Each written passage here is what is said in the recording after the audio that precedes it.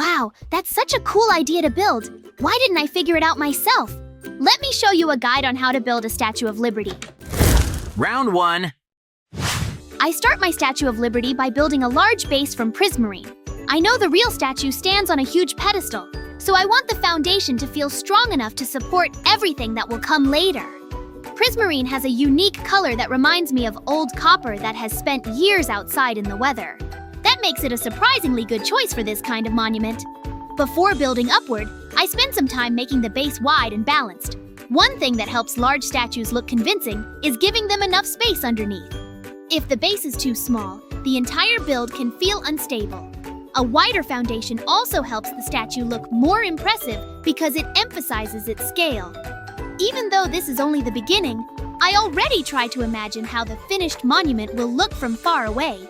After finishing the pedestal, I begin constructing the lower part of the statue using prismarine bricks. Instead of immediately filling every section, I first create a rough outline that defines the size of the robe. This is a useful building technique because outlines are easier to adjust than solid walls. If I decide something is too wide or too narrow, I can fix it before placing hundreds of extra blocks. While working on the shape, I think about how clothing behaves. Real fabric is never perfectly straight, so I do not want the robe to look like a giant box. Even simple changes in shape can make a statue feel more natural. Large builds often depend more on silhouette than detail, so getting the overall form right is my main goal at this stage. As I continue shaping the robe, I deliberately leave some uneven areas near the front. These sections represent folds in the fabric. One thing I have learned is that large flat walls usually look boring unless there is some variation to break them up. Folds create shadows and make the surface more interesting to look at. Even though Minecraft blocks are square, it is still possible to suggest movement through careful shaping.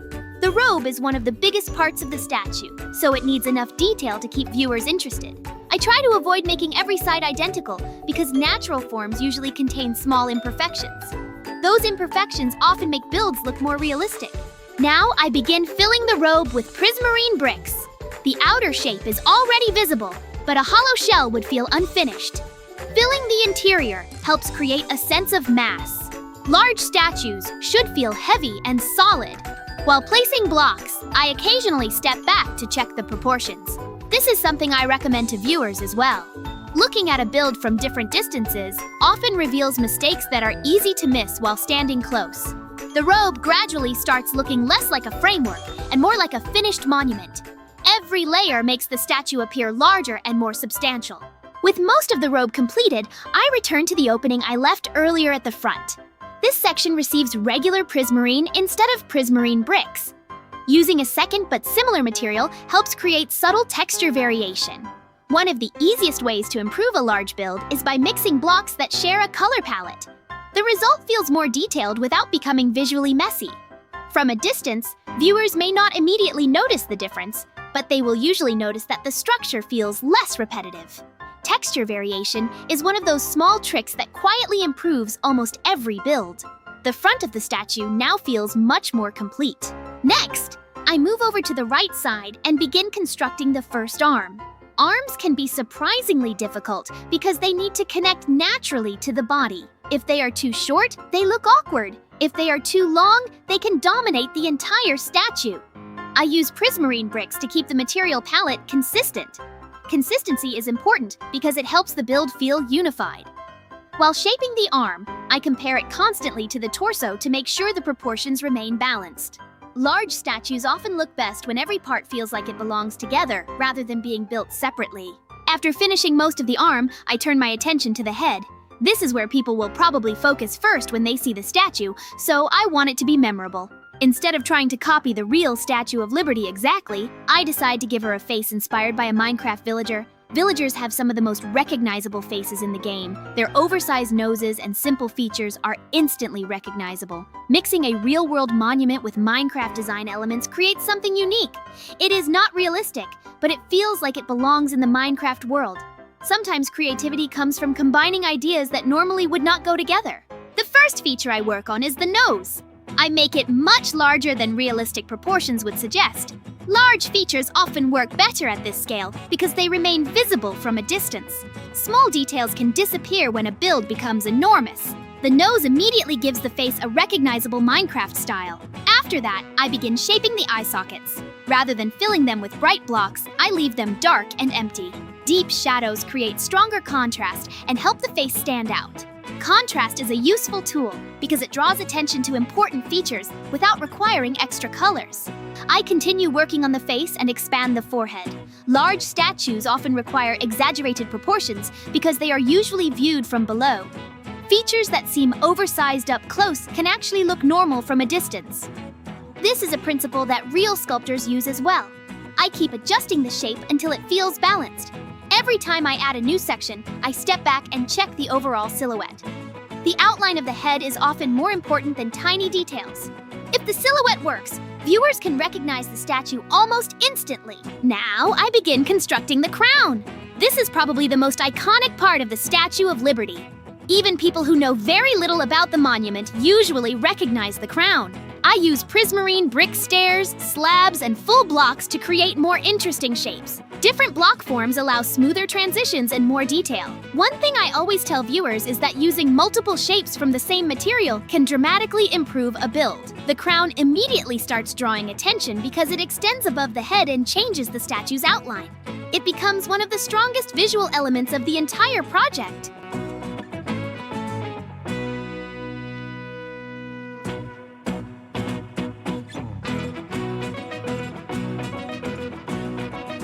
I spend even more time refining the crown because decorative details often make or break a build.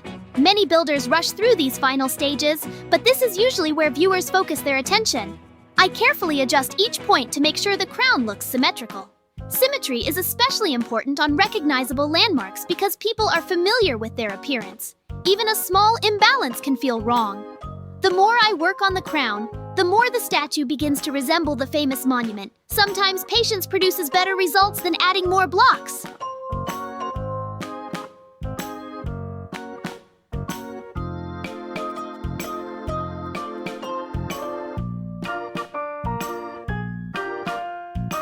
While continuing to refine the crown, I think about why it is such an effective design. The answer is actually pretty simple. It has a strong silhouette. Even if every texture disappeared, most people could still identify the Statue of Liberty from the outline of the crown alone. This is a useful lesson for builders. Strong shapes are often more important than complex details. When designing large projects, it helps to think about what people will recognize first. In this case, the crown does most of the work.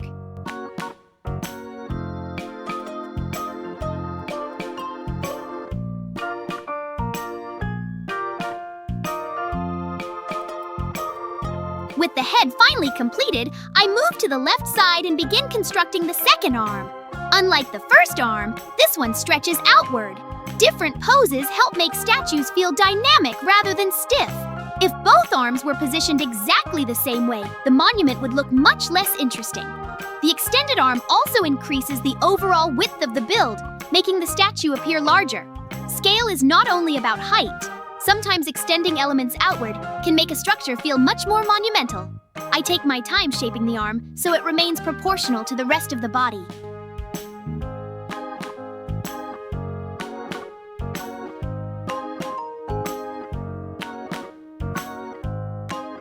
After finishing the arm, I begin constructing the Torch of Liberty. The handle is made from prismarine so it feels connected to the rest of the monument. Consistent materials help keep a build visually organized. If every section used completely different blocks, the statue would feel chaotic.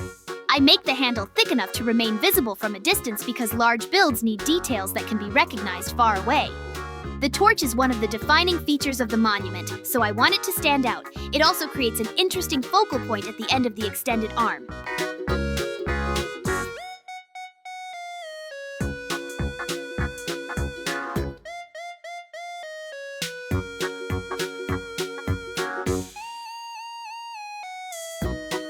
The torch is one of the most important parts of the entire Statue of Liberty, so I do not want to rush through it. I continue shaping the upper section using prismarine bricks because they match the rest of the monument while still allowing me to create some extra detail. A lot of builders focus only on the statue itself and forget that accessories can become major focal points. The torch sits high above everything else, which means viewers will naturally notice it.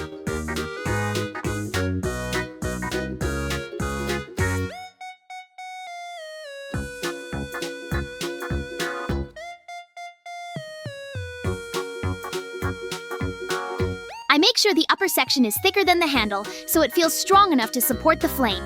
Creating a clear difference between the handle and the top also helps the structure read better from a distance.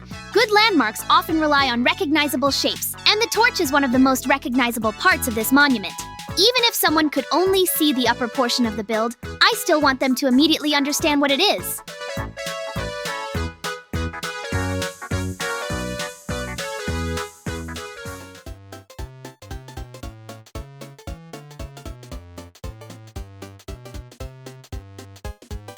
To finish the torch, I place glowstone blocks at the very top to create the flame.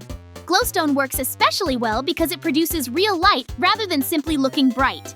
Lighting can dramatically improve large builds because it creates focal points and makes important details stand out during both day and night. I spend some time adjusting the shape of the flame so it does not look like a simple cube sitting on top of the torch.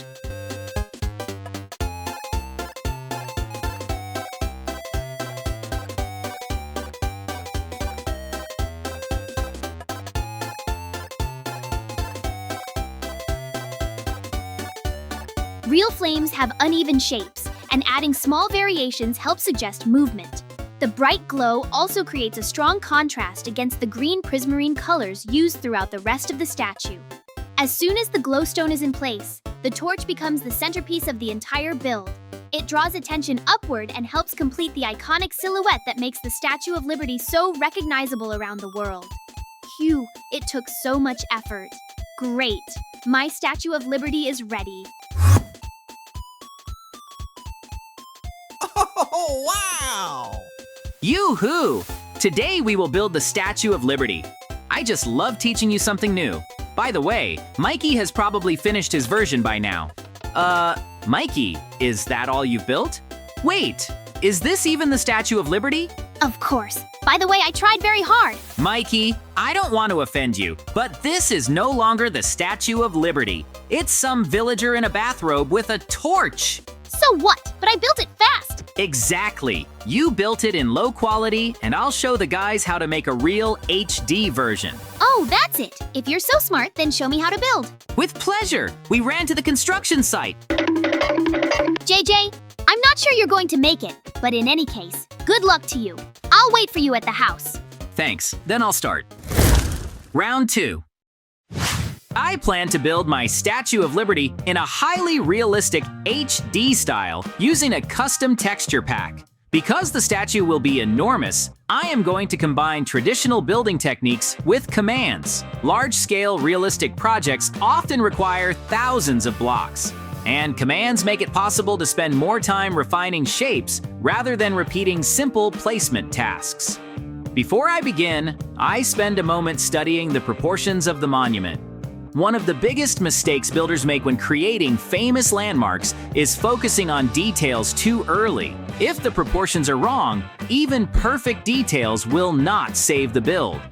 That is why I first think about the overall silhouette, the relationship between the pedestal and the statue, and how large each major section should be. Realism starts with scale. Once the proportions feel correct, every other stage becomes much easier. My goal is not simply to build a large statue.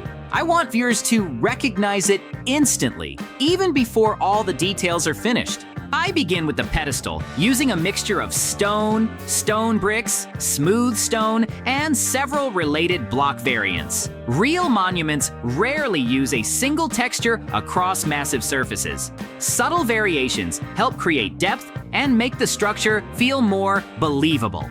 The pedestal serves as the visual foundation of the entire project, so it needs to look heavy and permanent. I intentionally create different layers and transitions between materials because real architecture often uses horizontal divisions to guide the viewer's eye upward. Another advantage of mixing blocks is that it prevents large surfaces from feeling repetitive. When sunlight hits different textures, natural shadows appear, making the structure look far more detailed than if I used only one block type.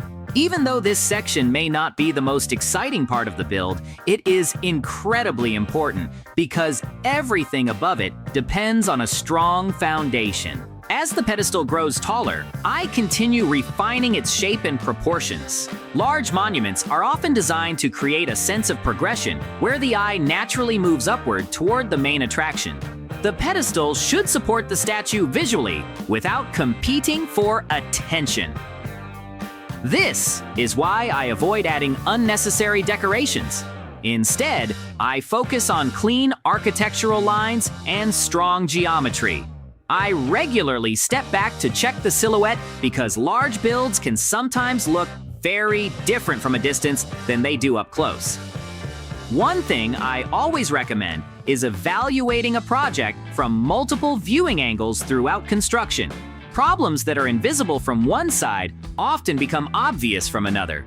Taking time to check proportions now saves a lot of rebuilding later. With the foundation completed, I begin constructing the statue itself layer by layer. The outer shell is made primarily from cyan wool, while the interior is filled with white wool. Filling the statue rather than leaving it hollow creates a stronger and more convincing structure. Since I am aiming for realism, I want the monument to feel massive and solid. The cyan exterior works particularly well because the Statue of Liberty is famous for its greenish coloration. Layer-based construction is one of the best techniques for large, realistic sculptures. Instead of thinking about the entire statue at once, I focus on one horizontal slice at a time. This makes complex shapes much easier to manage and allows for constant adjustments as the build progresses. As more layers are added, the lower robe begins taking shape. One challenge of realistic statues is creating the illusion of flowing fabric using blocks. Minecraft naturally encourages straight lines and sharp angles, while fabric is soft and organic. To solve this, I gradually shift the shape from layer to layer rather than creating sudden changes. These small adjustments produce smoother contours and help suggest folds in the robe. Interestingly, viewers often perceive smoothness based more on gradual transitions than actual curves. That means careful block placement can create surprisingly realistic results. The robe occupies a huge portion of the monument, so getting its overall form right is one of my highest priorities.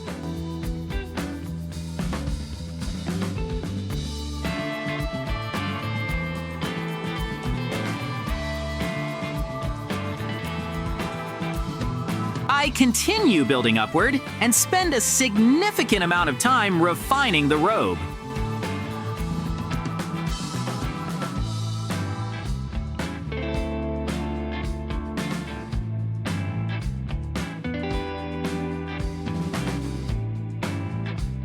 This stage may appear repetitive, but it is actually one of the most important parts of the project. The folds of the clothing contribute greatly to the statue's personality.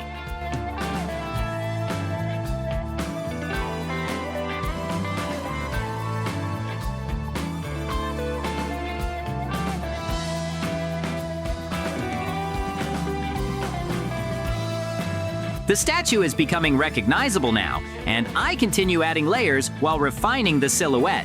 One thing I constantly pay attention to is readability. A successful landmark should be identifiable from a great distance. This means the overall shape is often more important than tiny details. At this stage, I focus on making sure the body proportions remain correct. If the torso becomes too wide or too narrow, the finished monument can feel strange, even if every decorative element is accurate. I regularly compare the width of the robe, the height of the body, and the planned size of the head. These relationships are what ultimately determine whether the structure feels realistic.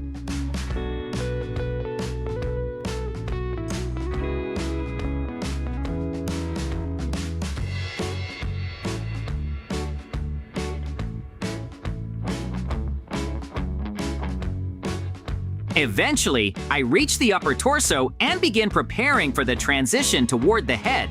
The upper body contains fewer large folds than the robe below, which means the shape becomes more dependent on anatomy. Even though the Statue of Liberty is stylized, basic human proportions still matter.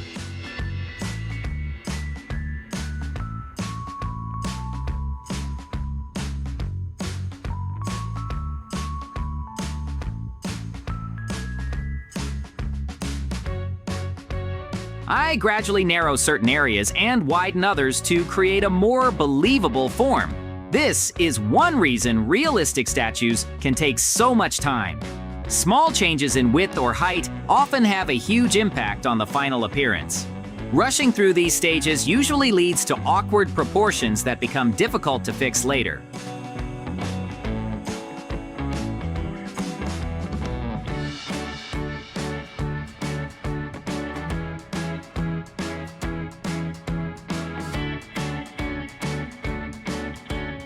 Now, I begin working on the head, and this is where I rely more heavily on manual building than commands. Faces are incredibly important because people naturally focus on them. Human brains are very good at spotting mistakes in facial proportions, even when they cannot explain exactly what feels wrong.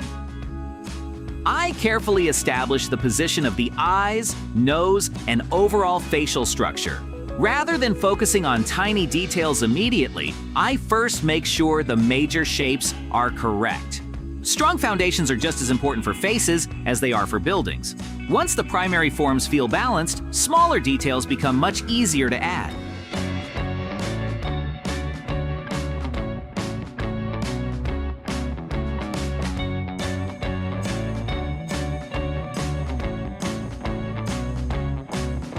As I continue shaping the face, I spend time adjusting the proportions from multiple viewing angles. A face can look perfect from the front, but appear distorted from the side. This is especially true in Minecraft because every shape is constructed from blocks. I pay close attention to depth, making sure important features project outward naturally. Shadows play a major role in realistic sculptures, so creating variation in depth is extremely important. Even subtle changes can dramatically improve how the face appears under different lighting conditions. The goal is to create a face that remains convincing whether viewed from nearby or from far away.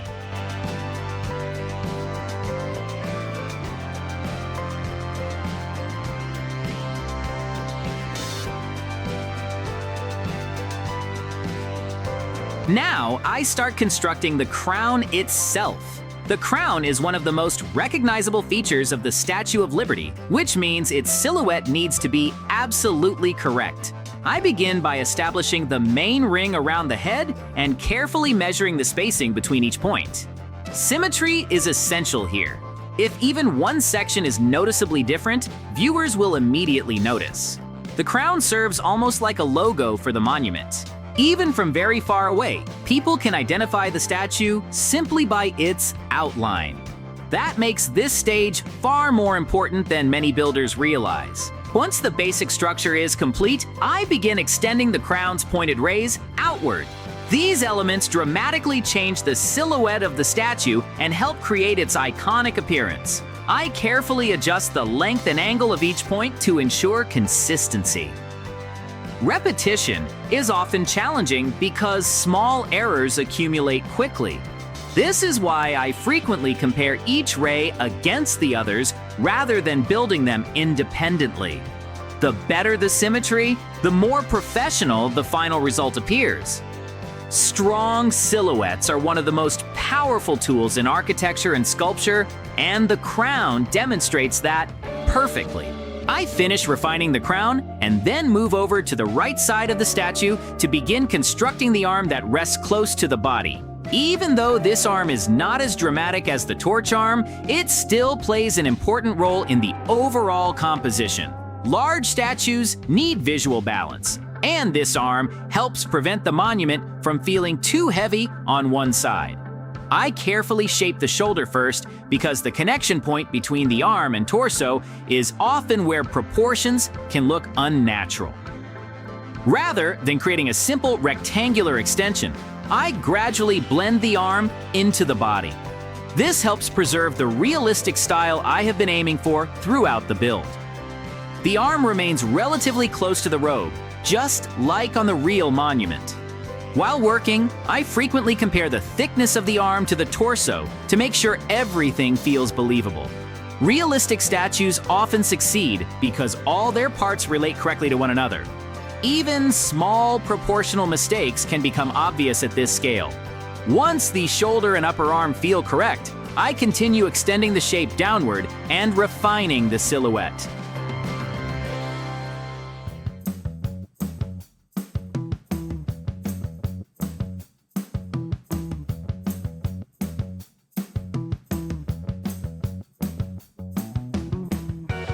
Now I move to the left side and begin constructing the much more recognizable arm that reaches high into the air.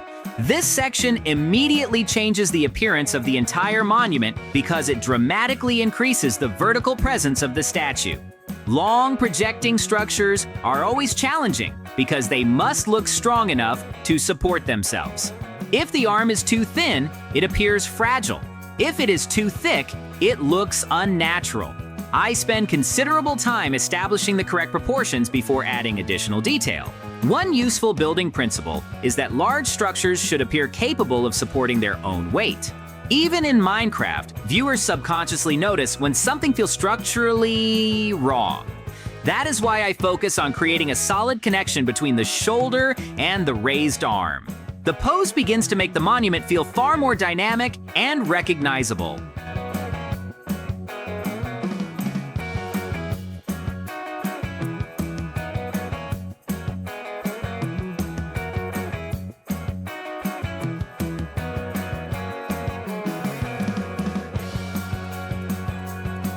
With the arm largely complete, I begin constructing the hand that will support the torch. Hands are often among the most difficult parts of any statue because people instantly recognize when finger proportions look incorrect. Rather than trying to create excessive detail, I focus on making the overall shape readable from a distance. Large landmarks are usually viewed from far away, so clarity matters more than microscopic accuracy. I carefully establish the palm and supporting structure while ensuring the hand feels strong enough to hold the massive torch above it. This area acts as a transition between the arm and one of the most recognizable elements of the entire monument. Because of that, I spend extra time refining the shape before moving on. Now, I begin constructing the torch itself. The torch is far more than just an accessory. It serves as one of the main focal points of the Statue of Liberty.